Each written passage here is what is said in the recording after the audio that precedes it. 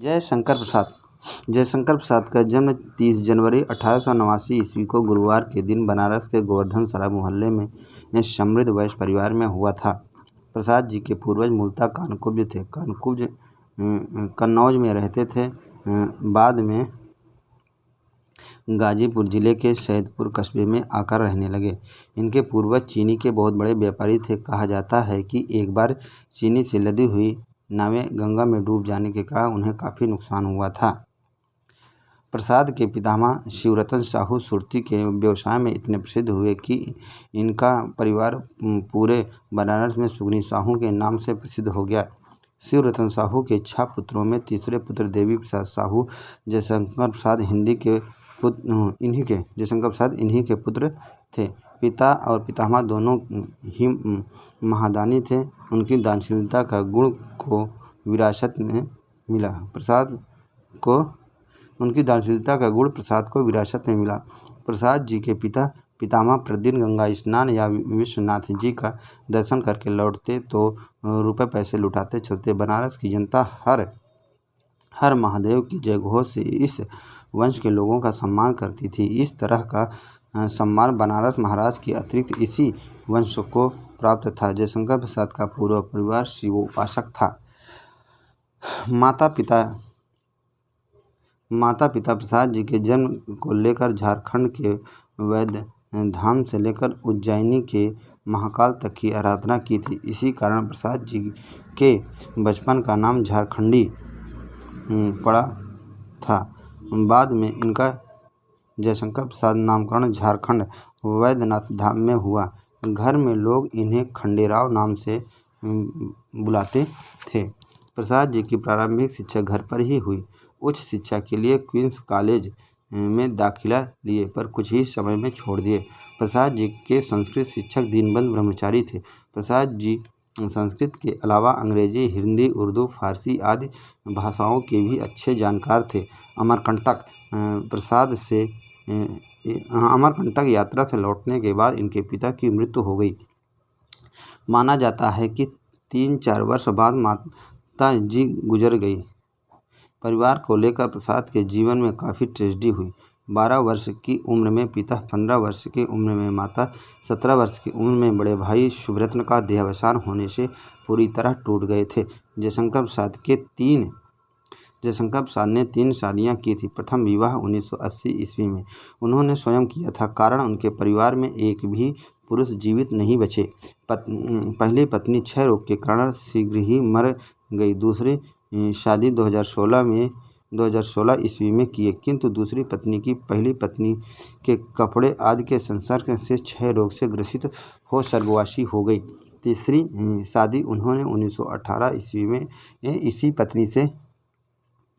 इसी पत्नी से ही उनके एक पुत्र रत्नशंकर हुए। जयशंकर प्रसाद मात्र 9 वर्ष की अवस्था में ही अपने बचपन के गुरु मोहिनीलाल गुप्त, जिनका उपनाम रसमय सिद्ध था, को ब्रज भाषा में एक सवैया लिखकर दिखाए थे। इसमें प्रसाद ने अपना नाम कलाधर लिखा था। प्रसाद जी ने अपनी रचनाओं की शुरुआत पहले ब्रज भाषा से की, बाद में खड़ी बोली के प्रति समर्पित हो गए। जयशंकर प्रसाद छायावाद के प्रमुख कवि हैं। इन्हें छायावाद का ब्रह्म कहा जाता है। प्रसाद की साहित्यिक यात्रा 1909 ईस्वी में उनके भांजे अंबिका प्रसाद गुप्त के संपादक में इंदु नामक मासिक पत्रिका से आरंभ हुई। वैसे प्रसाद की प्रथम कविता सावन पंचक 1906 ईस्वी में भारतेंदु पत्रिका में कलाधर नाम से छपी थी। जयशंकर प्रसाद की प्रथम छायावादी रचना प्रथम प्रभात 1918 ईस्वी में प्रकाशित हुई, जो झरना काव्य संग्रह में संकलित है। प्रसाद जी की प्रथम पुस्तककार रचना उर्वशी चंपू काव्य है, जो 1909 ईस्वी में इंदु में प्रकाशित हुई। प्रसाद जी का करुणालय नाटक हिंदी का प्रथम गीत नाट्य माना जाता है। खड़ी बोली में जयशंकर प्रसाद का प्रथम काव्य संग्रह कानन कुसुम है। सन 1914 में इंदु में प्रकाशित खेलों द्वारा इनकी प्रथम छायावादी कविता है। प्रसाद की रचना झरना से छायावाद का वास्तविक आरंभ माना जाता है। इसलिए नंद दुलारे वाजपेयी ने झरनों को छायावाद की प्रथम प्रयोगशाला कहा है। प्रसाद की रचना चित्रधार में इनकी ब्रज भाषा में रचित कविताएं संकलित हैं। प्रसाद जी ने प्रेम पथिक की रचना पहले ब्रज भाषा में सन 1909 ईस्वी में किया, बाद में इनका खड़ी बोली में अनुवाद 1914 ईस्वी में कर दिया। इला चंद जोशी और डॉक्टर गणपत चंद्रगुप्त ने प्रसाद को छायावाद का प्रवर्तक माना है। जयशंकर प्रसाद की रचनाएं मुक्तक काव्य संग्रह है। चित्रधार सन 1906, दूसरी बार 1909, कानन कुसुम 1913, झरना 1918, पहले 25 बाद में 55 कविताएं, लहर 1933, 43 कविताएं, प्रबंध काव्य, प्रेमराज 1909, वन मिलन 1909, अयोध्या का उद्धार 1910, शोकोच्छ्वास 1910, प्रेम पथिक 1905 के बाद 1913 ईस्वी, बभ्रुवाहन 1911, महाराणा का महत्व 1914, आंसू 1925, लहर 1933, कामायनी 1935 ईस्वी, नाटक सज्जन 1910, कल्याणी 1912, करुणालय 1912, प्रायश्चित 1913, राजश्री 1915, विशाख 1921, अजातशत्रु 1922, जन्मेजय का नागयज्ञ 1926, कामना 1927, स्कंदगुप्त 1928, स्कंदगुप्त 1928, एक घूंट 1930, चंद्रगुप्त 1931 तथा ध्रुवसामनी 1933, उपन्यास कंकाल 1929, तितली 1934 तथा इरावती 1940, अपूर्ण निबंध संग्रह काव्यकला तथा अन्य निबंध 1939। अन्य निबंध प्रकृति सौंदर्य भक्ति, हिंदी सम्मेलन, चंपू कवि कविता, रसास्वाद, हिंदी कविता का विकास, काव्य और कला, रंगमंच, यथार्थवाद और छायावाद, रहस्यवाद, कामायनी कहानी संग्रह, छाया 1912 प्रथम संग्रह, प्रतिध्वनि 1926, आकाशदीप 1928, आंधी 1931 तथा इंद्रजाल 1936। प्रसाद की प्रथम कहानी ग्राम का प्रकाशन 1910 में इंदु में हुआ। प्रसाद की बाल मनोविज्ञान पर आधारित महुआ कहानी प्रेमचंद्र को बहुत पसंद थी। जयशंकर प्रसाद के बारे में विद्वानों की राय। जयशंकर प्रसाद के पुत्र रत्नशंकर उनकी करुणामयी साधना में कर्मवृत्ति का सामान्य और तात्विक प्रवाह था। उस प्रवाह का अवसर और आवश्यकता अनुसार व्यापार और साहित्य में विनियोग रहा। शिव पूजन सहाय, वैदिक ऋचाएँ और उपनिषदों के लच्छेदार वाक्य जो उन्हें कंठस्थ थे, संस्कृत महाकवियों ने किस शब्द का कहाँ किस अर्थ में कैसा चमत्कारपूर्ण प्रयोग किया है, इसको भी वे सोदाहरण उपस्थित करते चलते थे। शिव पूजन सहाय कष्टौषधियों और जड़ी बूटियों के गुणों को बखानते समय वैदिक ग्रंथों के श्लोक कहने लगते थे, जो वैदिक राज ही प्रतीत होते थे कहते थे तो वैदिक राज ही प्रतीत होते थे। जयशंकर प्रसाद के ऊपर गले आरोप के बारे में जयशंकर प्रसाद के ऊपर लगे आरोप के बारे में नंदुलारी वाजपेयी का कहना है कि एक महाशय ने कह दिया कि प्रसाद जी तो बाबा आदम के ज़माने के चरित्रों को अपने नाटकों में रखते हैं, गड़े मुर्दे उखाड़ते हैं। तो दूसरे महाशय ने नई भाषा में कहने लगे, प्रसाद जी तो एक एस्केपिस्ट हैं, जीवन से भागते हैं। एक तीसरे महाशय रहस्यवाद के नाम से ही इतना घबरा उठे कि प्रसाद जी का सारा रहस्यवाद उन्हें रूढ़िवाद जचने लगा। एक चौथे महाशय कुछ इधर उधर की टोह लगाकर कहने लगे, प्रसाद जी के साहित्य में मध्यकालीन विलास और खुमारी ही उन्हें मिलती है। बस समालोचनाओं का तांता इस तरह बन गया और लोग मनमानी हाँकने लगे। चंद्रगुप्त नाटक से जयशंकर प्रसाद विरचित प्रौढ़ और श्रेष्ठ ऐतिहासिक नाटकों में चंद्रगुप्त का नाम अग्रणी है। इनका प्रकाशन 1931 में हुआ। यद्यपि अगर रचनाकाल की दृष्टि से विचार किया जाए तो चंद्रगुप्त स्कंदगुप्त से पूर्व का नाटक है। चंद्रगुप्त नाटक का एक छोटा सा रूपक जयशंकर प्रसाद ने कल्याणी प्रणय के रूप में लिखा था, जिसका प्रकाशन 1912 में नागरिक प्रचारणी पत्रिका में हुआ था। कल्याणी प्रणय नाटक का ही परिवर्धित रूप चंद्रगुप्त नाटक माना जाता है। सन 1917 में विजेंद्र राय की चंद्रगुप्त अनुवादित होकर हिंदी में आ गया। राय के चंद्रगुप्त से प्रेरित होकर ही प्रसाद ने अपने इस नाटक का नाम चंद्रगुप्त रखा था। चंद्रगुप्त नाटक का प्रथम मंचन काशी में सन 1933 ईस्वी में हुआ था। आचार्य रामचंद्र शुक्ल ने चंद्रगुप्त नाटक की तुलना मुद्रा राक्षस से की। प्रसाद के चंद्रगुप्त से पूर्व बंगला नाटककार ज्योतिरिंद्र नाथ ठाकुर का पूरा विक्रम भी सन 1875 ईस्वी में प्रकाशित हो चुका था। कुछ विद्वानों ने प्रसाद के चंद्रगुप्त नाटक को महाकाव्यात्मक नाटक की संज्ञा प्रदान की।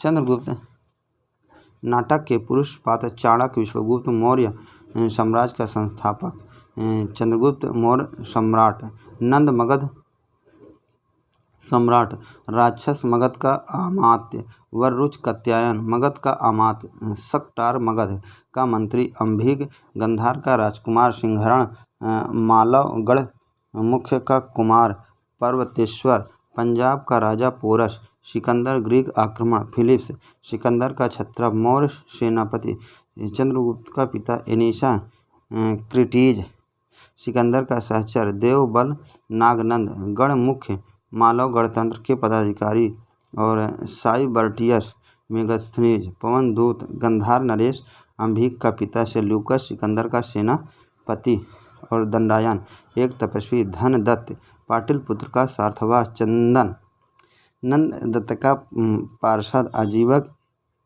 एक साधु, राज पुरुष, वैद्य, सैनिक, दास दासियाँ आदि। चंद्रगुप्त नाटक के स्त्री पात्र हैं अलका तक्षशिला की राजकुमारी, सुवासिनी सक्टार की कन्या, कल्याणी मगध राजकुमारी, नीला लीला कल्याणी की सखी, मालविका सिंधु देश की कुमारी, कार्नेलिया सेल्यूकस की कन्या, मौर्य पत्नी चंद्रगुप्त की माता, एलिस कार्नेलिया की सहेली, मणिमाल धनदत्त की पत्नी, माधवी चंदन की पत्नी आदि। चंद्रगुप्त नाटक में मुख्यतः 18 पुरुष पात्र और 8 स्त्री पात्र हैं। कुल महत्वपूर्ण पात्रों की संख्या 26 है। चंद्रगुप्त नाटक में 4 अंक क्रमशः 11, 10, 9 तथा 14 दृश्य, कुल 44 दृश्य हैं। प्रसाद जी के इस नाटक में अन्य ऐतिहासिक नाटकों की अपेक्षा ऐतिहासिकता का निर्वाह ज़्यादा हुआ है। चंद्रगुप्त नाटक की कथा तक्षशिला, गंधार, सिंधु तट और मगध तक फैली हुई है। इसकी कथा सिकंदर के भारत आक्रमण 927 ईस्वी से पूर्व लेकर सेल्यूकस की पराजय 309 ईसा पूर्व तक की घटनाओं को केंद्र में रखकर की गई है। चंद्रगुप्त नाटक की शुरुआत चाणक्य के इस कथन से होती है कि सौम्य कुलपति ने मुझे गृहस्थ जीवन में प्रवेश करने की आज्ञा दे दी। प्रथम अंक का प्रथम दृश्य तक्षशिला के गुरु से आरंभ होता है। अपनी शिक्षा पूरी कर चाणक्य वहां अध्यापन कार्य कर रहे हैं। नाटक के आरंभ में सिंहरण और चाणक्य के बीच तक्षशिला में चल रहे षड्यंत्र की ओर संकेत करते हुए बातचीत चल रही है। यूनान का सम्राट सिकंदर भारत पर आक्रमण करता है। धन के लोभ से गंधार का राजकुमार अंभिक सिकंदर से मिल जाता है। चाणक्य तक्षशिला गुरुकुल का आचार्य सिंहरण और चंद्रगुप्त यही स्नातक की उपाधि प्राप्त करता है। चाणक्य अपने गुरुकुल के स्नातकों को लेकर मगध के बौद्ध धर्म समर्थक राजा नंद के पास जाता है, किंतु वहां भारी सभा में चाणक्य को अपमानित होना पड़ता है। नंद चाणक्य की शिखा पकड़कर घसीटता है और फिर उसे बंदी बना लेता है। चाणक्य एक ओर तो नंद वंश का सर्वनाश करने की प्रतिज्ञा करता है, तो दूसरी तरफ उसे आर्यावर्त की रक्षा की भी चिंता है। नंद की कैद से चाणक्य को चंद्रगुप्त छुड़ाता है। पर्वतेश्वर ने मगध के राजा नंद को शूद्र कहकर अपमानित करता है। यही कारण है कि पर्वतेश्वर पर सिकंदर के आक्रमण करने पर नंद उसकी सहायता नहीं करता। चाणक्य पर्वतेश्वर के पास उसकी सहायता के लिए चंद्रगुप्त के साथ जाता है, किंतु पर्वतेश्वर उसे अपमानित कर राज्य से निकाल देता है। दंडायन के तपोवन में अलका, चंद्रगुप्त, चाणक्य, सिकंदर, सेल्यूकस आदि का एक साथ मिलन होता है। तपोवन में दंडयान सिकंदर के सामने चंद्रगुप्त के सम्राट होने की भविष्यवाणी करता है। सेल्यूकस प्यास से व्याकुल और मूर्छित चंद्रगुप्त को सिंह से बचाता है। चंद्रगुप्त सिकंदर के निमंत्रण पर कुछ समय के लिए यवन सेना के शिविर में रहता है। सेल्यूकस की पुत्री कार्नेलिया भारत की शोभा सुंदरता का वर्णन नाटक द्वितीय अंक के प्रथम दृश्य में करती है। सिकंदर एक क्षत्रप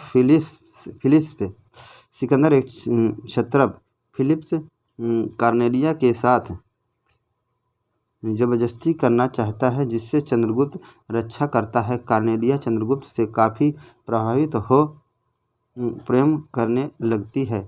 नाटक चाणक्य के कहने पर सिंहरण चंद्रगुप्त और अलका नटों का रूप धारण कर पर्वतेश्वर की सेना के शिविर में जाते हैं। गंधार नरेश अपनी बिछड़ी पुत्री अलका को ढूंढते हुए झेलम के तट पर आते हैं। मगध की राजकुमारी कल्याणी भी पुरुष वेश में सिकंदर के साथ युद्ध करती है। चंद्रगुप्त कल्याणी की रक्षा चीता से करता है। पर्वतेश्वर सिकंदर से युद्ध में हार जाता है, किंतु पर्वतेश्वर की वीरता से प्रभावित हो सिकंदर उससे मैत्री कर लेता है। सिकंदर और अलका को पर्वतेश्वर बंदी बना लेता है। अलका का भाई अंबिक देश द्रोही के रूप में नाटक में आया है। मालविका और चंद्रगुप्त का प्रणय भी परवान पर चढ़ता दिखाई देता है, किंतु इस प्रेम से चाणक्य सावधान रहता है। सिकंदर शुरू में मगध पर आक्रमण करने की योजना बनाता है, किंतु बाद में योजना बदल देता है। भारत से लौटते वक्त सिकंदर को मालव गणराज्य से युद्ध करना पड़ता है। युद्ध में चंद्रगुप्त सिंहरण सामूहिक रूप से सिकंदर का मुकाबला करता है।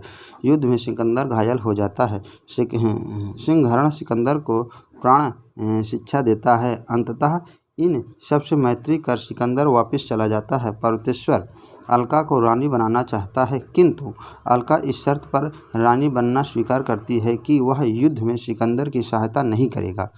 पर्वतेश्वर वचन तो देता है, पर फिर भी सिकंदर की सहायता करता है, जिसके कारण अलका वहां से भाग जाती है।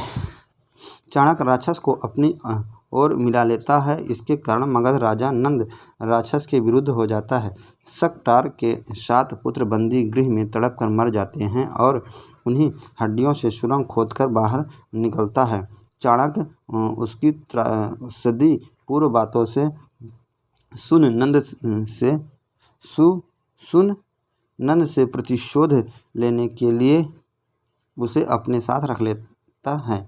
शकटार नंद की हत्या कर देता है और चंद्रगुप्त मगध का सम्राट बन जाता है। सिंहरण और अलका का विवाह होता है, जिसे पर्वतेश्वर इसे अपमान समझकर मरना चाहता है, किंतु चाणक्य उसे बचा लेता है। चाणक्य अपनी कूटनीति से पर्वतेश्वर को समुद्रगुप्त का अनुगत बना देता है। नंद की हत्या हो जाने से उसकी पुत्री कल्याणी पर पर्वतेश्वर बलपूर्वक अधिकार करना चाहता है, किंतु कल्याणी उसकी हत्या पर खुद भी मर जाती है। मालविका चंद्रगुप्त को बचाने के लिए अपने प्राणों की आहुति दे देती है। चंद्रगुप्त ने मालविका से कहा था कि तुम मेरी तंबुल वाहिनी हो, मेरे विश्वास की मित्रता की प्रतिकृति हो।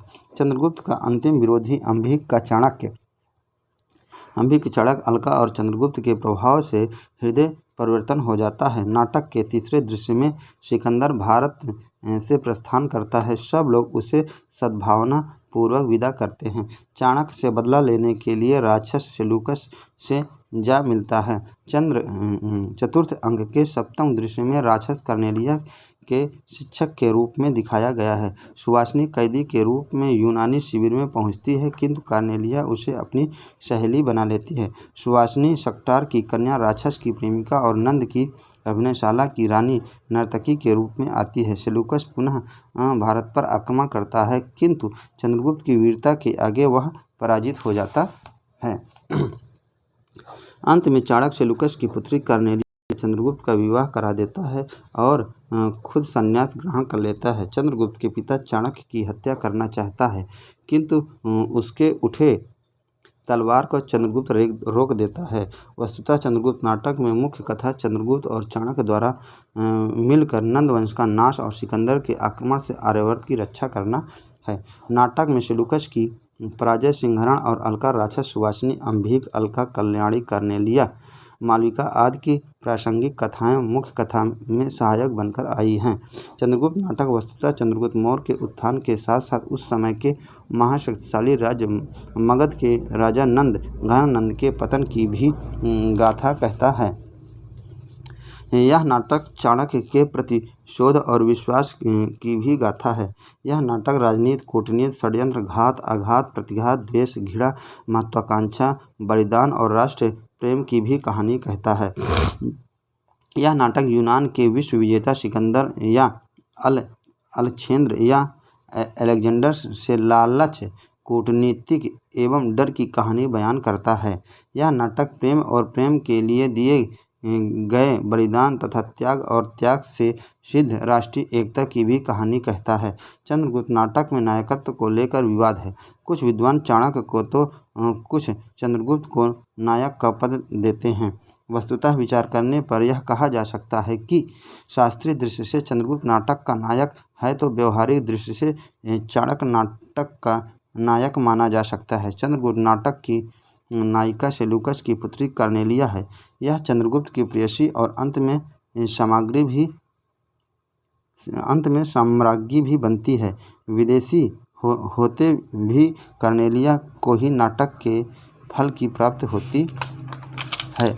चंद्रगुप्त नाटक के प्रमुख कथन। प्रथम अंक से मालवों को अर्थशास्त्र की उतनी आवश्यकता नहीं जितनी अर्थशास्त्र की सिंहरण। आर्य संसार भर की नीति और शिक्षा का अर्थ मैंने यही समझा कि आत्मसम्मान के लिए मर मिटना ही दिव्य जीवन है। चंद्रगुप्त प्रायः मनुष्य दूसरों को अपने मार्ग पर चलने के लिए रुक जाता है और अपना चलना बंद कर देता है। अलका मानव कब दानव से दुर्दांत, पशु से भी बर्बर और पत्थर से भी कठोर करुणा के लिए निरवकाश हृदय वाला हो जाता है, नहीं जानना जा सकता। सिंहरण सुवासिनी एक लालसा है, एक प्यास है, वह अमृत है, उसे पाने के लिए 100 बार मारूंगा राक्षस। यह शिखा नंद कुल की काल सर्पिणी है। वह तब तक न बंधन में होगी जब तक नंद कुल निशेष न होगा। चाणक्य यदि राक्षस देवता हो जाए तो उसका विरोध करने के लिए मुझे ब्राह्मण से दैत्य बनना पड़ेगा, क्योंकि मैं जानता हूँ वह भी इसका कपट रूप होगा। चाणक्य ब्राह्मण न किसी के राज्य में रहता है और न किसी की अन्न से पलता है, स्वराज्य में विचरता है और अमृत होकर जीता है। चाणक्य भाषा ठीक करने से पहले मैं मनुष्यों को ठीक करना चाहता हूँ। चाणक्य विजय तृष्णा का अंत प्रभाव में होता है। अल्छेंद्र राज सत्ता और सुव्यवस्था से बढ़े तो बढ़ सकती है, केवल विजयों से नहीं। दंडायन द्वितीय अंक तुम्हारा उत्कृष्ट प्रेम बड़ा भयानक होगा, उससे तो डरना चाहिए। कार्नेलिया आज मुझे जय पराजय का विचार नहीं, मैंने एक अलौकिक वीरता का स्वर्गीय देखा है। होमर की कविता में पढ़ी हुई जिस कल्पना से मेरा हृदय भरा है उसे यहाँ प्रत्यक्ष देखा है। सिकंदर वीरता भी एक सुंदर कला है, उस पर मुग्ध होना आश्चर्य की बात नहीं। पर्वतेश्वर तृतीय अंक ब्राह्मण राज्य करना नहीं जानता, करना भी नहीं चाहता। हाँ, वह राजाओं का नियमन करना जानता है, राजा बनाना जानता है। चाणक्य मनुष्य अपनी दुर्बलताओं से भली भांति परिचित रहता है, परंतु उसे अपने बल से भी अवगत होना चाहिए। चाणक्य अतीत की कारा में बंधनी स्मृतियाँ अपने करुण निश्वास की श्रृंखलाओं को झनझना कर सूची में अंधकार में सो जाती हैं। कार्नेलिया अन्य देश मनुष्यों की जन्मभूमि है, यह भारत मानवता की जन्मभूमि है। कार्नेलिया शत्रु की उचित प्रशंसा करना मनुष्य का धर्म है। राक्षस अवसर पर एक क्षण का विलंब असफलता का प्रवर्तक हो जाता है। चाणक्य समझदारी आने पर यौवन चला जाता है। चाणक्य जिसने पुत्रों की हड्डियों से सुरंग खोदी है, नखों से मिट्टी हटाई है, उसके लिए सावधान रहने की आवश्यकता नहीं। मेरी वेदना अपने अंतिम अस्त्रों से सुसज्जित है। सकटार राजदंड पति और पुत्र के मोह जाल में सर्वथा स्वतंत्र है। नंद सफलता का एक ही क्षण होता है, आवेश और कर्तव्य में बहुत अंतर है। चाणक्य उत्पीड़न की चिंगारी को अत्याचारी अपने ही अंचल में छिपाए रहता है। चाणक्य नियति सम्राटों से भी प्रबल है। सकटार व्यक्तिगत स्वतंत्रता वही तक दी जा सकती है यहाँ दूसरे की स्वतंत्रता में बाधा ना पड़े। चाणक्य चंद्रगुप्त वह शरीर है, वही रूप है, वही हृदय है, पर छिन गया अधिकार और मनुष्य का दंड ऐश्वर्य। कल्याणी मुझे भ्रष्ट करके अपनी संगनी बनाकर पूरे मगध पर अधिकार करना चाहता है।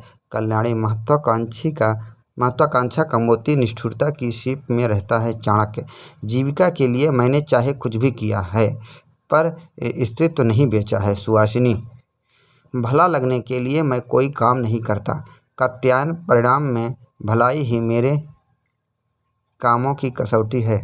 चाणक्य विजयों की सीमा है, परंतु अभिलाषाओं की नहीं। चंद्रगुप्त जीवन एक प्रश्न है और मरण है उसका अटल उत्तर। मालविका जागरण का अर्थ काम क्षेत्र में अवतीर्ण होना। चंद्रगुप्त मेरा जीवन राजनीतिक कुचक्रों से कुत्सित और कलंकित हो उठा है। चाणक्य अधिक हर्ष अधिक उन्नति के बाद ही तो अधिक दुख और पतन की बारी आती है। चंद्रगुप्त तुम्हारा हंसना क्रोध से भी भयानक है। कात्यायन चाणक्य से तभी तो म्लेच्छ लोग साम्राज्य बना रहे हैं और आर्य जाति पतन के कगार पर खड़ी एक धक्के राह देकर खड़ी है। चाणक्य राज किसी का नहीं है, सुशासन का है। अलका मनुष्य साधारणतः पशु धर्म है। विचारशील होने से मनुष्य होता है और निस्वार्थ कर्म करने से वही देवता भी हो सकता है। सिंहरण तुम्हें राक्षस से ब्याह करना ही होगा, इसी में हमारा तुम्हारा और मगध का कल्याण है। चाणक्य सुहासिनी से तुम राक्षस से प्रेम करके सुखी हो सकती है, क्रमशः उसे प्रेम का सच्चा विकास हो सकता है। चाणक्य सुहासिनी से मैं क्रूर हूँ केवल वर्तमान के लिए, भविष्य के सुख और शांति के लिए, परिणाम के लिए नहीं। श्रेय के लिए मनुष्य को सब त्याग करना चाहिए। चाणक्य मुझे चंद्रगुप्त को मेघ मुक्त चंद्र देख कर इस रंगमंच से हट जाना है। चाणक्य जिस देश ने तुम्हारा पालन पोषण करके पूर्व उपकार का बोझ तुम्हारे ऊपर डाला है, उसे विस्तृत करके क्या तुम कृतज्ञ नहीं हो रहे हो? कार्नेलिया राक्षस से महत्वाकांक्षा के दांव पर मनुष्यता सदैव हारी है। कार्नेलिया प्रेम में स्मित का ही सुख है। सुहासिनी काम संगीत की वही तान सौंदर्य की रंगीन लहर बनकर युवतियों में मुख पर लज्जा और स्वार्थ की लाली चढ़ाया करती है। सुहासिनी यदि प्रेम ही जीवन का सत्य है तो संसार ज्वालामुखी है। कार्नेलिया चंद्रगुप्त नाटक में आए गीत। प्रथम अंक तुम कनक किरण के अंतराल में लुक छिप चलते हो क्यों? नतमस्तक गर्व वहन करते यौवन के घन रस कन ढरते। हे लाज भरे सौंदर्य बता दो, मौन बने रहते हो क्यों? सुहासिनी निकल मत बाहर, दुर्बल आह लगेगा तुझे। हंसी का शीत शरद नीरद माला के बीच तड़प ले चपला सी भयभीत राक्षस का है। द्वितीय अंक अरुण यह मधुमय देश हमारा, जहाँ पहुँच अनजान क्षितिज को मिलता एक सहारा। कार्नेलिया प्रथम यौवन मदिरा से मत प्रेम करने की थी परवाह, और किसको देना है हृदय चिन्हों की न तनिक थी चाह। अलका शकल हो जीवन की सब साध, मिले आशा को कुछ अवलंब। अलका तृतीय अंक आज इस यौवन के माधवी कुंज में कोकिल बोल रहा है, मधु पीकर पागल हुआ करता है प्रेम प्रलाप। सुहासिनी लाज के बंधन खोल रहा कौन मधु मदिरा घोल रहा। सुहासिनी चतुर्थ अंक सुधा शिखर से नहला दो, लहरें डूब रही हो रस में।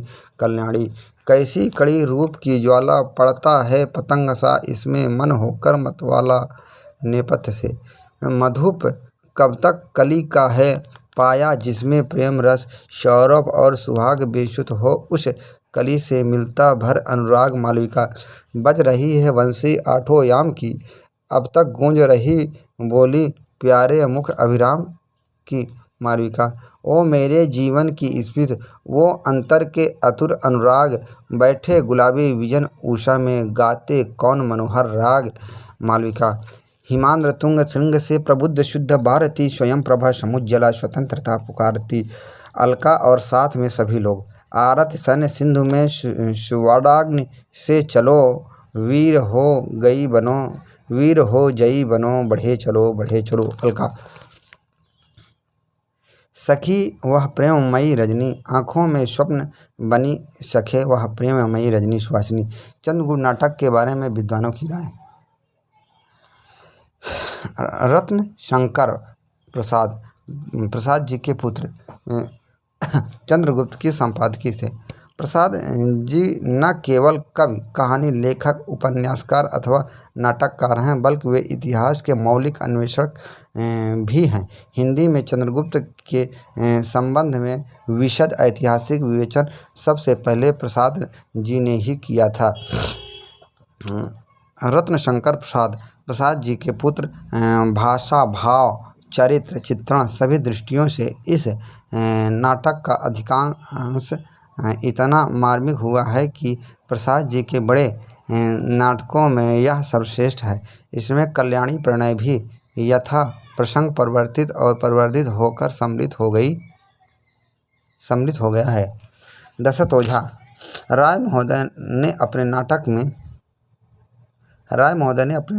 नाटक के द्वारा विश्व प्रेम का प्रदर्शन किया है तो प्रसाद ने राष्ट्र प्रेम और विश्व प्रेम का सच्चा सामंजस्य किया है। दोनों का अपना अपना दृष्टिकोण है। आचार्य रामचंद्र शुक्ल। पहली बात तो यह है कि इसमें चंद्रगुप्त केवल प्रयत्न के फल का भोग कठपुतला भर नहीं, प्रयत्न में अपना क्षत्रिय भाग सुंदरता के साथ पूरा करने वाला है। नीति प्रवर्तन का भाग चाणक्य पूरा करता है। दूसरी बात यह है कि मुद्रा राक्षस में चाणक्य का व्यक्तित्व, उसका हृदय सामने नहीं आता। तेजस्विता, धीरता और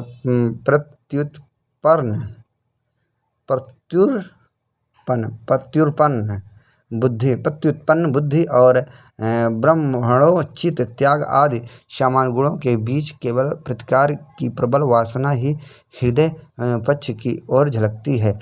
पर इस नाटक में चाणक्य के प्रयत्न का लक्ष्य भी ऊंचा किया गया है और उसका पूरा हृदय भी सामने रखा गया है। एक जगह और आचार्य शुक्ल जी कहते हैं कि विभिन्न कथाओं को आपस में बांधने के प्रयास में प्रसाद घटनाओं, पात्रों, परिस्थितियों में उलझे हैं और उन्होंने कालप्रवृत्ति पैदा करने का प्रयास किया है। 25 वर्षों की लंबी अवधि में भी उन्होंने अपने पात्रों की संभावित आयु की ओर ध्यान नहीं दिया। डॉक्टर शांति स्वरूप गुप्त। चाणक्य एक ऐसे भारत का स्वप्न देखता है जो छोटे छोटे टुकड़ों में विभक्त न हो और अखंड सार्वभौम राज्य हो। यही नाटक का फल है। नाटक का समस्त कार्य व्यापार इसी फल की ओर उन्मुख है और चाणक्य भी इसके लिए सर्वाधिक प्रयत्नशील है। वही इसका बीज होता है, उसे पल्लवित करता है और फल प्राप्त होते ही निष्काम भाव से कर्म पथ से हट जाता है। अतः चाणक्य ही इस नाटक का नायक है। जगन्नाथ प्रसाद शर्मा। चाणक्य तो मौर्य के साथ तपस्या में निरत होने के लिए कर्म क्षेत्र के रंगमंच को छोड़कर चला जाता है। अतएव फल का भोक्ता वह हो ही नहीं सकता। जो नाटकीय फल का उपभोक्ता नहीं माना जा सकता, वह उस नाटक का नायक भी नहीं हो सकता। जयशंकर प्रसाद विशाख की भूमिका से। मेरी इच्छा भारतीय इतिहास के अप्रकाशित अंश में से उन प्रकांड घटनाओं का दिग्दर्शन करने की है जिन्होंने हमारी वर्तमान स्थिति को बनाने का बहुत कुछ प्रयत्न किया है और जिस पर कि वर्तमान साहित्यकारों की दृष्टि कम पड़ रही है। दशरथ ओझा। प्रसाद जी जिस प्रवृत्ति और उद्देश्य को नाटक निर्माण में तल्लीन हुए में उनका चरम उत्कर्ष चंद्रगुप्त नाटक में प्रकट होता है। बाबू गुलाब राय। इस नाटक चंद्रगुप्त में तत्कालीन इतिहास को राष्ट्रीयता के ढांचे में ढालने का सफल प्रयास किया गया है। स्कंदगुप्त नाटक से। जयशंकर प्रसाद रचित जयशंकर प्रसाद रचित स्कंदगुप्त नाटक का प्रकाशन सन 1928 ईस्वी में हुआ। प्रसाद रचित नाटक स्कंदगुप्त, चंद्रगुप्त तथा ध्रुवसाम्नी तीनों ही ऐतिहासिक नाटक हैं और इन तीनों में ही भारतीय इतिहास के स्वर्ण युग मौर्य काल एवं गुप्त काल के आधार पर कथा बुनी गई है। यह कथा 5वीं सदी के भारत से ली गई है।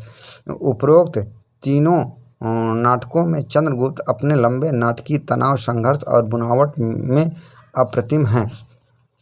स्कंदगुप्त नाटक के पात्र पुरुष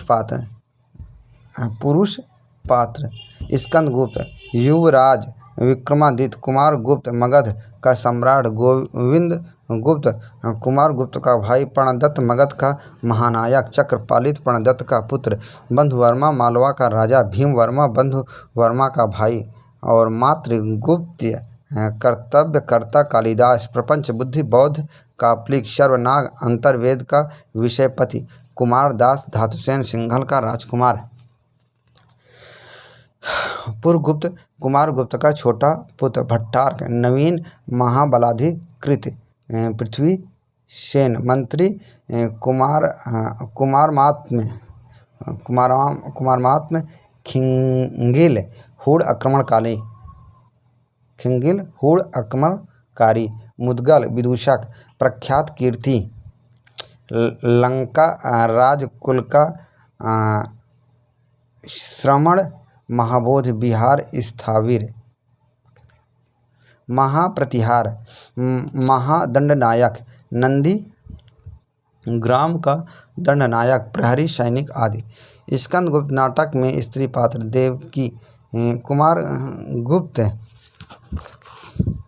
कुमारगुप्त की बड़ी रानी स्कंद की माता अनंत देवी, कुमारगुप्त की छोटी रानी पुरगुप्त की माता जयमाला, बंधुवर्मा की स्त्री मालवा की रानी देवसेना, बंधुवर्मा की बहन विजया, मालवा के धन कुबेर की कन्या कमला, भट्टार की रजनी, रामा सर्वनाग की स्त्री मालिनी, मात्र गुप्त की प्रणयनी सखी शादी इत्यादि।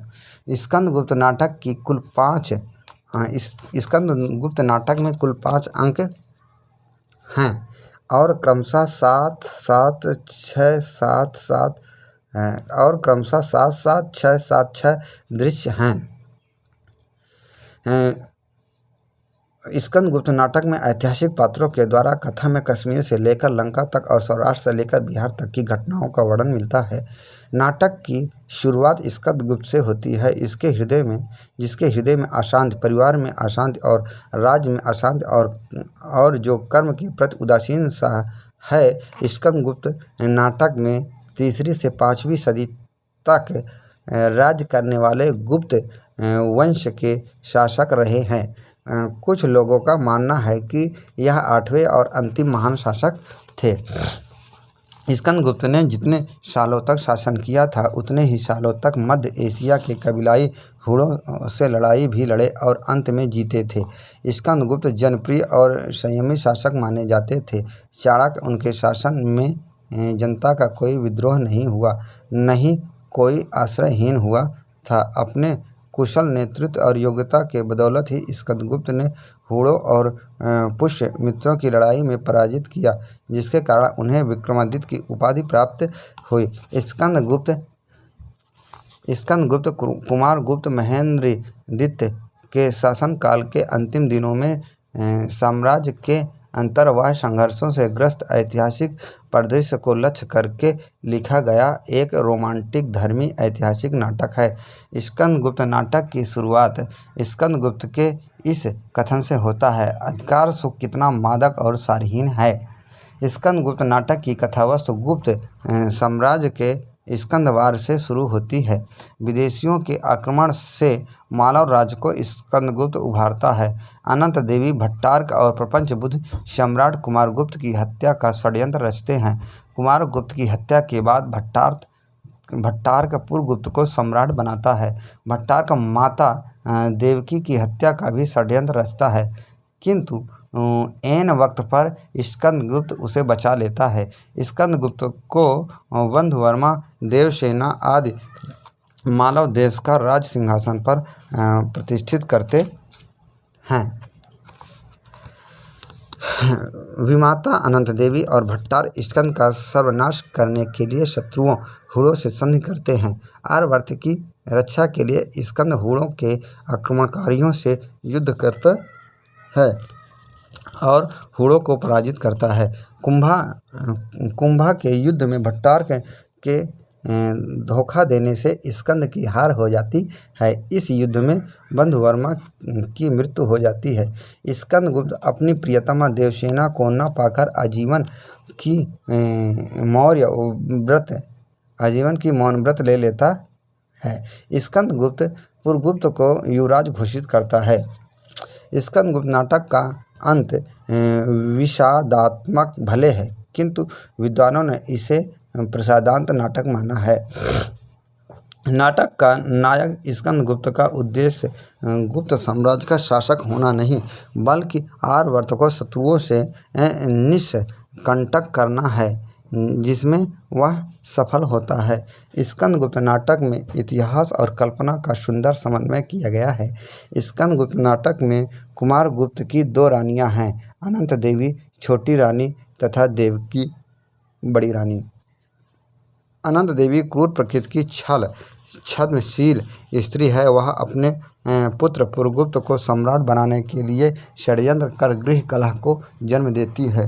अनंत देवी प्रकृति से क्रूर किंतु रूपवती है। वह अपने सौंदर्य से विशाल जर्जर वृद्ध कुमारगुप्त को अपने वश में रखती है। अनंत देवी बड़ी रानी देवकी को बंदी बना देती है और भट्टार से मिलकर कुमारगुप्त की हत्या भी करवा देती है। अनंत देवी यह भी कुचक रखती है कि कुमारगुप्त ने मरने से पहले पुरगुप्त को सम्राट घोषित किया है। कुमारगुप्त की बड़ी रानी महादेवी देवकी स्कंदगुप्त की माता है और मर्यादा, औदार तथा क्षमा की प्रतिमूर्ति है। यद्यपि इतिहास में कुमारगुप्त की बड़ी रानी का नाम का उल्लेख नहीं है, अतः प्रसाद जी ने अपनी कल्पना से बड़ी रानी का नाम देवकी दिया। स्कंदगुप्त नाटक में बहुत ऐसे पात्र और प्रसंग हैं जो काल्पनिक हैं। स्कंदगुप्त नाटक के काल्पनिक पात्रों में खिंगल, प्रपंचबुद्धि, मुद्गल, प्रख्यात कीर्ति पुरुष पात्र, जयमाला, देवसेना, विजया, कमला, रमा और मालती स्त्री पात्र है। स्कंदगुप्त नाटक के काल्पनिक प्रसंगों में ये महत्वपूर्ण: मालव द्वारा स्कंदगुप्त से सहायता मांगना, मालव पर हुड़ों का आक्रमण, अनंत देवी प्रपंच बुद्धि एवं भट्टार्क के षड्यंत्र से जुड़े प्रसंग जैसे शमशान भूमि का प्रसंग, कुंभा की रणभूमि में स्कंदगुप्त का लहरों में बह जाना, देवसेना तथा विजया का स्कंदगुप्त की ओर आकृष्ट होना, मातृगुप्त और कालिदास का एक ही पात्र होना, मातृगुप्त और मालिनी का प्रेम प्रसंग आदि नाटक के कल्पना प्रसूत प्रसंग हैं। स्कंदगुप्त नाटक के प्रख्यात सभी अंकों में युद्ध के साथ प्रेम प्रसंग तथा गृह कलह की कथा व्यथा जुड़ी हुई है। नाटक में विजय और अनंत देवी अपने रूप, गर्व, वासनात्मक प्रेम के कारण असत चरित्र के रूप में आती है। इसी तरह पुरुष पात्रों में भट्टार्क और सर्वनाग भी असत चरित्र का द्योतक है। प्रसाद ने उपरोक्त सभी असत चरित्र को नाटक के अंत में हृदय परिवर्तन का राष्ट्रहित और राष्ट्रोद्धार के कार्यों में लगाया है। नाटक के प्रथम अंक में गुप्त साम्राज्य में आंतरिक विद्रोह और सम्राट कुमारगुप्त के विलासपूर्ण जीवन के कारण गुप्त साम्राज्य की शांति और सुव्यवस्था अशांत में बदली हुई लगती है। सम्राट कुमारगुप्त की अयोग्यता, वीरसेन की असमय मृत्यु और विदेशियों के आक्रमण से गुप्त साम्राज्य पर प्रश्नचिह्न लग जाता है। प्रथम अंक में सम्राट कुमारगुप्त षड्यंत्र का शिकार हो मृत्यु को प्राप्त करते हैं। प्रथम अंक में ही साम्राज्य के परम शुभचिंतक पृथ्वीसेन महाप्रतिहार और दंडनायक आत्महत्या कर लेते हैं। नाटक के द्वितीय अंक में गुप्त साम्राज्य के अंदर गृह संघर्ष की प्रमुखता है। द्वितीय अंक में ही देवकी की हत्या की भी योजना बनाई जाती है, जिसे स्कंदगुप्त ने सफल कर दिया। तृतीय अंक में स्कंदगुप्त को प्रपंच बुद्धि भट्टारक और विमाता अनंत देवी की षड्यंत्रपूर्ण योजनाओं का सामना करना पड़ता है। तृतीय अंक में स्कंदगुप्त और मातृगुप्त द्वारा देवसेना की रक्षा की जाती है। तृतीय अंक में ही पश्चिमोत्तर सीमा की ओर दुश्मनों का सामना, रण क्षेत्र में भट्टारक का दुश्मनों से मिल जाना, स्कंदगुप्त का भट्टारक को क्षमा कर देना, पुनः भट्टारक द्वारा स्कंदगुप्त के साथ विश्वासघात करना, स्कंदगुप्त की सेना को कुंभ पार करते समय बांध काट देना आदि घटना वर्णित है। नाटक के चतुर्थ अंक में स्कंदगुप्त विपरीत परिस्थितियों से घिरा हुआ, निसहाय और अकेला सा हो गया है। चतुर्थ अंक में स्कंदगुप्त की माता देवकी का देहांत हो जाता है। चतुर्थ अंक में ही विजया का स्कंदगुप्त के प्रति पुनः आकर्षित होना, स्कंदगुप्त का देवसेना के प्रति आसक्त होकर हुड़ों से भयभीत देवसेना को सहायता करना वर्णित है। नाटक के पांचवें और अंतिम अंक में सैन्य संचालन में लीन भट्टारक की आदम वीरता और सूझबूझ के कारण विपक्षियों के गढ़ का टूटना दिखाया गया है। पांचवें अंक में प्रणदत्त के सहयोग से स्कंदगुप्त को धनराशि की उपलब्ध होती है। इस अंक में स्कंदगुप्त रण क्षेत्र में ही पुरगुप्त को रक्त का टीका लगाकर पारिवारिक कलह को समाप्त करते हुए उसे युवराज बनाता है। इस अंतिम अंक में ही सभी असत्व पत्रों का हृदय परिवर्तन हो जाता है, वे स्कंदगुप्त के सहयोगी हो जाते हैं। स्कंदगुप्त को देवसेना का सानिध्य नहीं मिल पाता, क्योंकि उसे मालव राज्य के सम्मान का बड़ा ध्यान था। नाटक का अंत स्कंदगुप्त के आंसू और करुण उच्छ्वास से होता है। स्कंदगुप्त नाटक के महत्वपूर्ण कथन: अधिकार सुख कितना मादर और सारहीन है, अपने को नियामक और कर्ता समझने की बलवती स्पृहा उससे बेगार कराती है। स्कंदगुप्त राष्ट्रनीति, दार्शनिकता और कल्पना का लोक नहीं। प्रणदत्त: आंधी आने से पहले आकाश जिस तरह स्तंभित हो रहता है, बिजली गिरने से पूर्व जिस प्रकार नील कदम्बिनी का मनोहर आवरण महाशून्य पर चढ़ जाता है, क्या वैसी ही दशा गुप्त साम्राज्य की नहीं है? प्रणदत्त: तुम्हारी लंका में अब राक्षस नहीं रहते। कुमारगुप्त: लड़कर ले लेना ही एक प्रधान तत्व है, संसार में इसी का बोलबाला है। धातुसेन: जिसके हाथों में बल नहीं उसका अधिकार ही कैसा, और यदि मांग कर मिल जाए तो शांत की रक्षा कौन करेगा? भट्टारक: परिवर्तन ही सृष्टि है, जीवन है, स्थिर होना मृत्यु है, निश्चेष्ट शांति मरण है। धातुसेन: तुम विद्वान हो, सुकवि हो, तुमको इतना मोह। कुमारदास: पुरुष है कुतूहल और प्रश्न, और स्त्री है विश्लेषण, उत्तर और सब बातों का समाधान। धातुसेन: एक दुर्भेद नारी हृदय में विश्व प्रहेलिका का रहस्य बीज है। भट्टारक: उतरोगे अब कब भूभार, बार बार क्यों कह रखा था लूँगा मैं अवतार। मातृगुप्त: हमारे निर्बलों के बल कहाँ है, हमारे दीन के संबल कहाँ है। स्त्रियाँ: हमें विश्वास दो, अपना बना लो, सदा स्वच्छंद हो चाहे जहाँ हो। मातृगुप्त: युद्ध क्या ज्ञान नहीं है, रुद्र का श्रृंगी नाद, भैरवी का तांडव नृत्य और शास्त्रों का वाद्य मिलकर भैरव संगीत सृष्टि होती है। जय माला: भरा नैनों में मन के रूप, किसी छलिया का अमल अनूप। देवसेना: पवित्रता की माप है मलिनता, सुख का आलोचक है दुख, पुण्य की कसौटी है पाप। देवसेना: घने प्रेम रूप तले बैठ छाह लो भव आतप से तात और जले। देवसेना: संसार ही युद्ध क्षेत्र है, इसमें पराजित होकर सास अर्पण करके जीने से क्या लाभ। तुम युद्ध में हत्या करना धर्म समझते हो, परंतु दूसरे स्थल पर अधर्म, प्रपंच बुद्धि। लाभ ही के लिए मनुष्य सब काम करता है तो पशु बना रहना ही उसके लिए पर्याप्त था। सर्वनाग, मैं तुम लोगों के भूत, भविष्य और वर्तमान का नियामक, रक्षक और दृष्टा हूँ। प्रपंच बुद्धि, शंका न करो, श्रद्धा करो, श्रद्धा का फल मिलेगा। भट्टार्क, ब्राह्मण की मुक्ति भोजन करते हुए मरने में, बनियों की दिवालियों की चोट से गिर जाने में और शूद्रों की, हम तीनों की ठोकरों से मुक्ति ही मुक्ति है। महादेवी तो छत्राणी है, संभवतः उसकी मुक्ति सास से होगी। मुदगल, मैं स्त्री पर हाथ नहीं उठाता, परंतु सावधान, विद्रोह की इच्छा न करना नहीं तो क्षमा असंभव है। स्कंदगुप्त, विश्व प्रेम, सर्वभूत हित कामना, परम धर्म।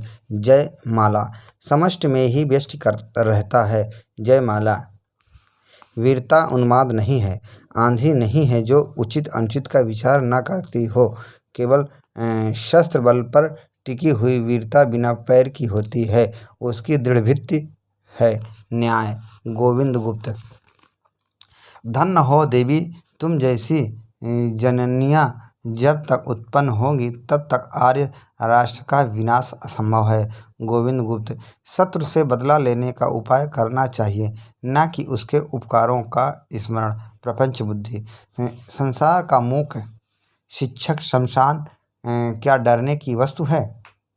जीवन की नश्वरता के साथ ही परमात्मा के उत्थान का ऐसा सुंदर स्थल और कौन है। देवसेना, सर्वेंड सुस्विन, सन्तु सर्वे सन्तु निरामया, सर्वे भवन्तु सुखिनः, सर्वे सन्तु निरामया।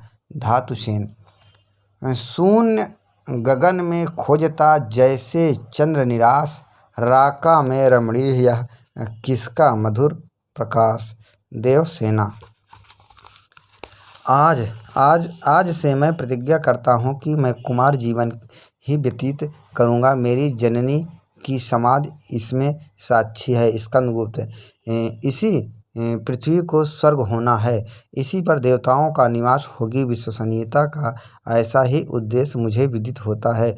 स्कंदगुप्त, अगर धूम की श्याम लहरियाँ उलझी हों इन अलकों से, मादकता लाली के डोरे इधर फंसे हों पलकों से, विजया, निर्लज हार कर भी नहीं हारता, मार कर भी नहीं मरता। भट्टार्क, रणभूमि में प्राण देकर जननी जन्मभूमि का उपकार करो। स्कंदगुप्त, देश की दुर्दशा निहारोगे, डूबते को कभी उबारोगे। देवसेना, हिमालय के आंगन में उसे प्रथम किरणों का दे उपहार, उषा ने हंस अभिनंदन किया और पहनाया हीरक हार।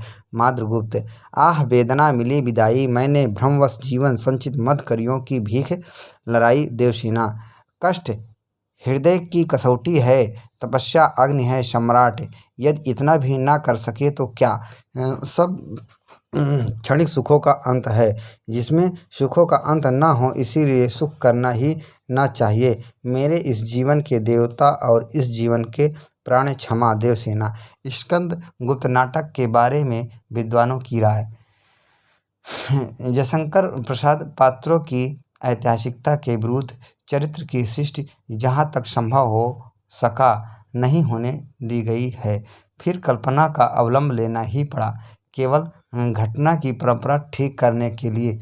दशरथ ओझा, इस स्कंदगुप्त नाटक में हमें मनुष्य का पूर्णता पर पहुँचने का मार्ग दिखाया गया है, जिसे हम भागवत धर्म कहते हैं। डॉक्टर नगेंद्र, उनके जयशंकर प्रसाद के नाटकों में पौराणिक युग जन्मेजय का नाग यज्ञ से लेकर हर्षवर्धन युग राजश्री तक के भारतीय इतिहास की गौरवमयी झांकी देखने को मिलती है।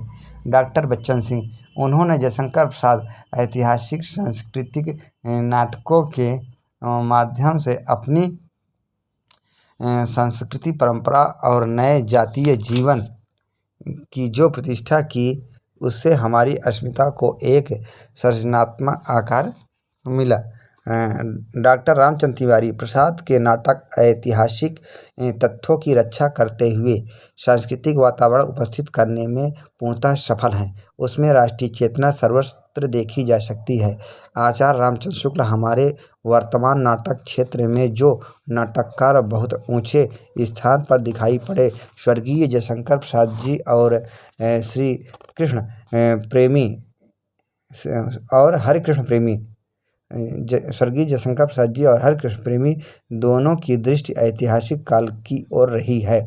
प्रसाद जी ने अपना क्षेत्र प्राचीन हिंदू काल के भीतर चुना और प्रेमी जी ने मुस्लिम काल के भीतर। प्रसाद के नाटकों में स्कंदगुप्त श्रेष्ठ है और प्रेमी के नाटकों में रक्षाबंधन। प्रोफेसर वासुदेव सिंह प्रसाद जी ने भारतीय इतिहास के इन गौरवपूर्ण पृष्ठों को नाटक का रूप केवल इसलिए नहीं दिया कि वह इसके माध्यम से अतीतकालीन भारतीय संस्कृति का गुणगान करना चाहते थे, अपितु उन्होंने अतीत के माध्यम से वर्तमान का अध्ययन किया, सामायिक समस्याओं को उठाया और उसका समाधान प्रस्तुत किया तथा अनागत के लिए संदेश भी दिया। डॉक्टर जगन्नाथ प्रसाद रचना पद्धति और नाटकीय गुण के विचार से प्रसाद का सर्वोत्तम नाटक स्कंदगुप्त है। डॉक्टर नगेंद्र नाटक स्कंदगुप्त का अंत तो न सुखांत है न दुखांत, वह प्रसादांत है। नंद दुलारे वाजपेयी देवसेना तथा विजया के चारित्रिक संघर्ष को दिखाने में नाटककार विशेष सफल हुआ है। पंडित जगन्नाथ प्रसाद पात्रों के बारे में कहते हैं कि हंसते हुए भी रोते रह सकते हैं और रोते हुए भी हंसते। नंद दुलारे वाजपेयी के अनुसार प्रसाद जी कवि थे, इसीलिए वस्तु विन्यास उनकी विशेषता नहीं, चरित्रों की सजीवता और बहुरूपता उनका सर्वप्रथम गुण है। व्यक्ति के चित्रों के अंकन में उन्हें अधिक सफलता मिली। चरित्र निर्माण संबंधी उनकी दूसरी विशेषता यह है कि उन्होंने सभी पात्रों में अलग व्यक्ति योजना का ध्यान रखता है। डॉक्टर नगेंद्र स्पष्टता ये नाटक चरित्र के द्वंद्व को लेकर चले हैं, उनकी सबसे बड़ी विशेषता चरित्र निर्माण में है। आचार्य हजारी प्रसाद द्विवेदी प्रसाद के नाटकों से भारतवर्ष की अंतश्चेतना के दर्शन का सिंह द्वार अनावृत हो गया है। ध्रुवस्वामिनी नाटक से जयशंकर प्रसाद रचित ध्रुवस्वामिनी नाटक का प्रकाशन सन 1933 ईस्वी में भारतीय भंडार काशी से हुआ। प्रसाद जी का यह अंतिम और प्रौढ़ नाटक है, जिसका कथा स्रोत विशाख दत्त रचित देवी चंद्रगुप्तम नाटक है। ध्रुवस्वामिनी नाटक के पात्र चंद्रगुप्त नायक, ध्रुवस्वामिनी नायिका, रामगुप्त राजा और चंद्रगुप्त का भाई शिखर स्वामी अमात्य मंदाकिनी अनुगता शकराज, शत्रु राजा कोमा शकराज की पत्नी, मिहिरदेव कोमा के पिता, कुबड़ा बौना, हिजड़ा प्रतिहारी, खड्गधारणी प्रतिहारी, खड्गधारणी पुरोहित, खिंगल और सामंत कुमार आदि। गुप्त वंश के शासनकाल पर आधारित ध्रुवस्वामिनी नाटक रंगमंच अभिनयता और संकलन एवं वस्तु योजना की दृष्टि से एक सफल नाटक है। ध्रुवस्वामिनी नाटक में प्रसाद जी ने नारी जीवन की समस्या को बखूबी चित्रित किया है। इस नाटक को समस्या प्रधान नाटक भी माना जाता है। ध्रुवस्वामिनी नाटक की नायिका ध्रुवस्वामिनी ही है। यह पहले रामगुप्त की पत्नी रहती है, जो बाद में चंद्रगुप्त की अर्धांगिनी बन जाती है। उपन्यास में सम्राट समुद्रगुप्त अपने ज्येष्ठ पुत्र रामगुप्त की बजाय कनिष्ठ पुत्र चंद्रगुप्त को युवराज और उत्तराधिकारी मनोनीत करता है। समुद्रगुप्त की मृत्यु होते ही ज्येष्ठ पुत्र ही उत्तराधिकारी होना चाहिए के सिद्धांत पर षड्यंत्र के तहत अमात्य शिखर स्वामी ने रामगुप्त को सिंहासन पर बैठा दिया।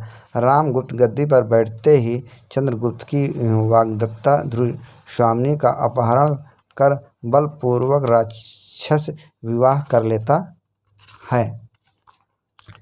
विलासी मंदिरोन्मत्त रामगुप्त ध्रुवशामिनी का प्यार पाने और उसके मन की भावना को जानने के लिए स्त्री गुप्तचर जो गूंगी का अभिनय करती है नियुक्त करता है। शकराज गुप्त साम्राज्य पर आक्रमण कर फिला सहित पहाड़ों की घाटियों पर रामगुप्त को भी घेर लेता है। शक रामगुप्त के पास संधि प्रस्ताव भेजता है जिसमें ध्रुव देवी को उपहार के रूप में अपने लिए तथा सामंतों की पत्नियों को शक सामंतों के लिए मांगता है। रामगुप्त शक की नीच संधि को अपने आमात से विचार कर स्वीकार कर ध्रुवशामिनी को उपहार के रूप में देने को तैयार हो जाता है।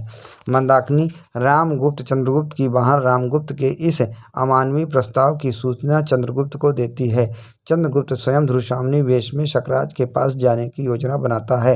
रामगुप्त चंद्रगुप्त और ध्रुवशामिनी के प्रेम प्रसंग और सान्निध्य से क्रुद्ध हो ध्रुवशामिनी को भी चंद्रगुप्त के साथ जाने की दृढ़तापूर्ण आदेश देता है। शकराज को खिंगल से सूचना देता है कि रामगुप्त ने अब उसके संधि प्रस्ताव को स्वीकार कर लिया है। कोमा और मिहिरदेव संधि प्रस्ताव को सुन नारी गौरव के प्रति चिंतित हो उठते हैं। आकाश में उदित नील लोहित धूमकेतु को देखकर मिहिरदेव शकराज से कहते हैं कि तुम्हारे दुर्ग में अमंगल होगा। शकराज के दुर्ग में छद्म वेशधारी चंद्रगुप्त और ध्रुवशामिनी के बीच वास्तविक ध्रुवशामिनी को लेकर विवाद होता है। ध्रुवशामिनी कृत्रिम झगड़े में चंद्रगुप्त का उत्तरी हटा देती है और चंद्रगुप्त अपने वास्तविक रूप में आ जाता है। चंद्रगुप्त द्वंद्वगुप्त में शकराज का वध कर उसके दुर्ग पर अधिकार कर लेता है। दुर्ग जीतने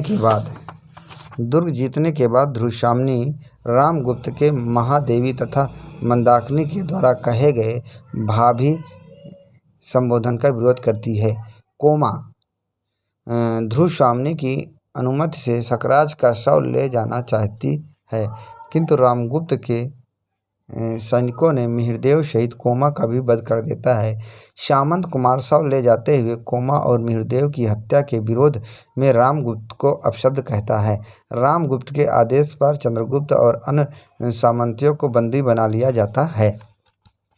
ध्रुवशामिनी चंद्रगुप्त को अन्याय का विरोध करने के लिए उत्साहित करती है। वह रामगुप्त की भर्त्सना करती है और उसके साथ अपने विवाह को प्रपंच मानती है।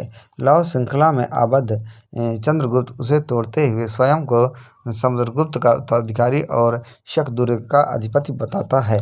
पुरोहित विवाह संबंधी धर्म के नियम का विश्लेषण कर गौरव से भ्रष्ट आचरण से पतित और कर्मों से राज किविल से त्रिव रामगुप्त से ध्रुवशामिनी के पति होने का अधिकार समाप्त होने की घोषणा करता है। रामगुप्त चंद्रगुप्त को कटार मारना चाहता है किंतु इसी बीच सामंत कुमार उसके ऊपर प्रहार कर देता है और रामगुप्त की मृत्यु हो जाती है। नाटक के अंत में सामंत कुमार और परिषद चंद्रगुप्त तथा महादेवी ध्रुवशामिनी को राज सिंहासन पर आरूढ़ कर जय जयकार करते हैं। ध्रुवशामिनी नाटक का प्रधान पात्र स्वयं ध्रुवशामिनी ही है। सारे कार्य व्यापार के मूल में यही है तथा फल का भोक्ता भी यही है। ध्रुवशामिनी के पिता ने गुप्त वंश की वधू बनाने के लिए उपहार स्वरूप चंद्रगुप्त को ध्रुवशामिनी सुपुर्द किया था। ध्रुवशामिनी अपने स्वाभिमान और अस्मिता की रक्षा हेतु आत्महत्या का भी प्रयास करती है किंतु चंद्रगुप्त आकर बचा लेता है। कोमा आचार्य मिहिरदेव की धर्म कन्या शाद्री शिष्या और शकराज की वग्दत्ता पत्नी है। कोमा सात्विक उत्तम करुणा की प्रतिमूर्ति दार्शनिक एवं भावुक नारी है किंतु वह अपने आप को सौभाग्यशालिनी नहीं मानती क्योंकि उसके सहृदय में अतृप्त भावनाओं का प्रबलतम ज्वार है। मंदाकिनी रामगुप्त और चंद्रगुप्त की बहन है। वह सात्विक करुणामयी संवेदनाशील वीरांगना साहसिक कर्तव्यनिष्ठ सत्यवक्ता दार्शनिक और नैतिक मूल्यों के प्रति श्रद्धालु सर्वगुण संपन्न एक आदर्श नारी है। ध्रुव स्वामिनी नाटक के महत्वपूर्ण कथन। अपनी विजय का उपहार समझकर मैं तुम्हारा हरण कर लूँगा, ठीक होगा ना? कदाचित यह धर्म के विरुद्ध न होगा। बौना, जगत की अनुपम सुंदरी मुझसे स्नेह नहीं करती और मैं हूँ इस देश का राजाधिराज रामगुप्त। यदि मैं अपने हाथों से सजा लूँ यदि मैं अपने हाथों से सजा दूँ तो आपको देखकर महादेवी का भ्रम हो जाएगा। हिजड़ा, एक स्त्री को उसके पति से विच्छिन्न करके उसे कुचल कर राजनीतिक प्रतिशोध न लें। कोमा, कुमार की स्निग्ध सरल और सुंदर मूर्ति को देखकर कोई भी प्रेम से पुलकित हो सकता है। ध्रुव स्वामिनी, सीधा तना हुआ, अपने प्रभुत्व की साकार कठोरता, अग्रभेदी उन्मुक्त शिखर और इन क्षुद्र कोमल निरीह लताओं और पौधों को इसके चरण में लौटाना ही चाहिए। ध्रुव स्वामिनी, मैं जानना चाहती किसने सुख दुख के साथ न छोड़ने की प्रतिज्ञा अग्निवेदी के सामने की है। ध्रुव स्वामिनी, निर्लज्ज, मद्यप, क्लीब, ओह तो मेरा कोई रक्षक नहीं, मैं अपनी स्वयं रक्षा करूंगी।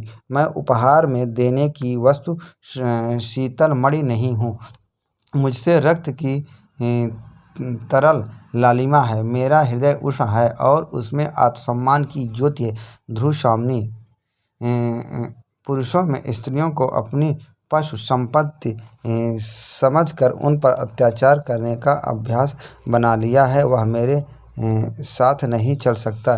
ध्रुव स्वामिनी, आह, राजचक्र सबको पीसता है और पीसने दो, हम निस्सहायों को और दुर्बलों को पीसने दो। ध्रुव स्वामिनी, प्राणों की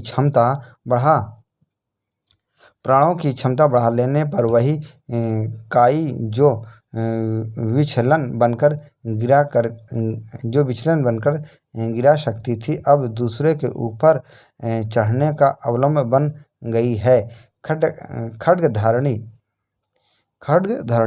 मेघ संकुल आकाश की तरह जिसका भविष्य घिरा हो, उसकी बुद्धि को तो बिजली के समान चमकना ही चाहिए। शिखर स्वामी, सच है, वीरता जब भागती है तब उसके पैरों से राजनीतिक छलछंद की धूल उड़ती है। मंदाकिनी, सोने की कटार पर मुग्ध होकर उसे कोई अपने हृदय में डुबा नहीं सकता। रामगुप्त, जीवन विश्व की संपत्ति है, प्रसाद से, क्षणिक आवेग से या दुख की कठिनाइयों से उसे नष्ट करना ठीक तो नहीं। रामगुप्त, मृत्यु के गह्वर में प्रवेश करने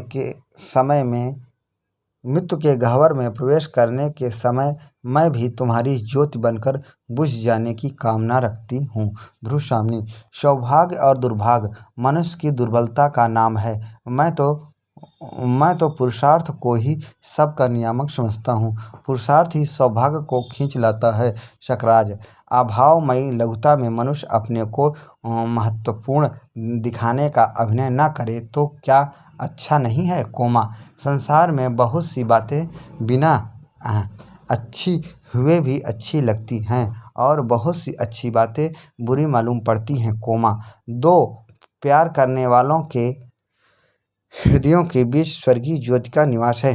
मिहिरदेव, स्त्री और पुरुष का परस्पर विश्वासपूर्वक अधिकार, रक्षा और सहयोग ही तो विवाह कहा जाता है। पुरोहित, रोज जर्जर शरीर पर अलंकारों की सजावट, मलिनता और कलुष की ढेरी पर बाहरी कुमकुम केसर का लेप गौरव नहीं बढ़ाता।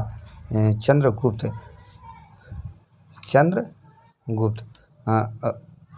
रूठने का सुहाग मुझे मिला कब।